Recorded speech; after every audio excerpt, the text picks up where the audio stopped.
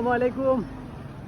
আসলে আমরা শুরু করি 0 পয়েন্ট থেকে আপনার জকিগঞ্জ ঈদগাহ বাজার পর্যন্ত হয়তো কিমান আরও সাইডে দিয়ে আরও আছে রাস্তা।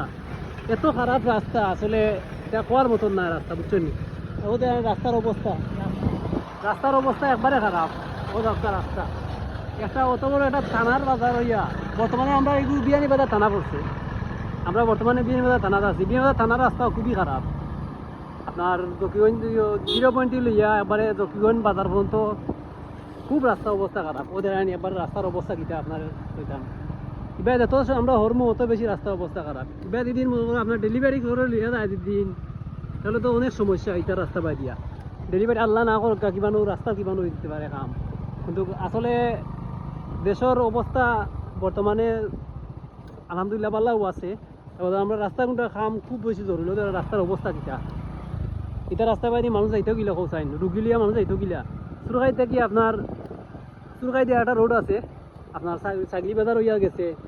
এটা আপনার আলহামদুলিল্লাহ ভালো রাস্তা, মানুষের বেশিরভাগ সবাই যে আওয়া যাওয়া আছে, কিন্তু তারপর তো আরও রাস্তাটা খুবই বেশি গুরুত্বপূর্ণ রাস্তা। এবার এই মানুষের সময় কিমান বাজারও অবাধ যাওয়া করে যায়, কত গাড়িগুলো চলে। আসলে এটা রাস্তার লাগি খুবই খামর প্রয়োজন।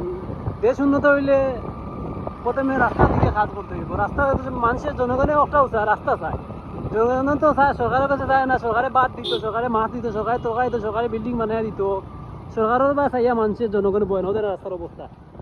জনগণ সাধারণ জনগণ মানুষের চায় একমাত্র রাস্তার প্রয়োজন।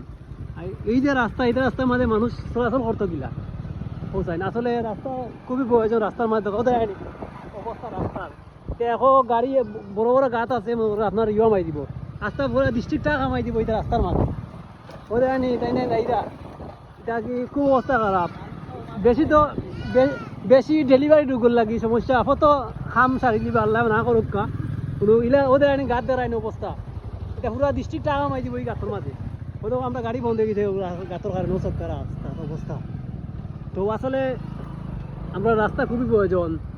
ওদের বড় বড় গাছ লাগাইছেন, কত বছর হয়ে গেছে এটা গাছ লাগানির। সরকার দিয়ে জানছেন রাস্তার সাইডে দিয়ে গাছ লাগাইছেন। এটা অনেক সময় রাস্তার কারণে গাছের কারণে রাস্তা নষ্ট হয়ে যায়। রাস্তার পানি পড়ে, পানি নামে না, ওইখানে এটা রাস্তাঘাট নষ্ট হয়ে যায়। আসলে রাস্তার খুবই প্রয়োজন। ওসবে আমরা ভিডিওটা বেশি বেশি করে ভাইরাল করে দিবা, বেশি বেশি করে ভিডিওটারে প্রচার করে দিবা। তাহলেও আমরা যারা বড় বড় সরকারের উপদেষ্টাগুলো আছেন তার খানোর মাঝে গিয়ে যে আমার কথাগুলো গিয়ে পৌঁছে। আসলে বিয়ানীবাজার বর্তমানে আছি, আমরা বিয়ানীবাজার থানার মাঝে আছি।